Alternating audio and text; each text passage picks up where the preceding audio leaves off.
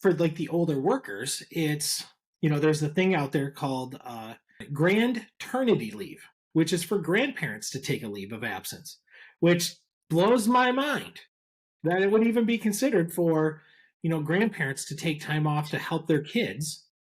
Well, but think about that.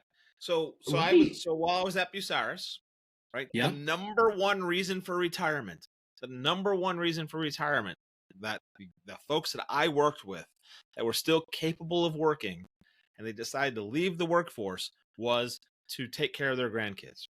Hmm. That was usually the number one reason why people were saying, "Yep, I'm done so I can go spend time with my grandkids." Which I find very interesting for that generation because is it a guilt trip? Is it I feel guilty because I didn't spend time with my children to Hmm.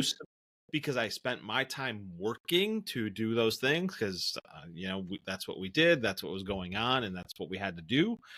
And now we have opportunity, and because of socioeconomic things, and life is different, and daycare is freaking outlandish, right? I mean, it's Right. like, okay, so grandma and grandpa are going to retire so they can take care of their grandkids 1 or 2 days.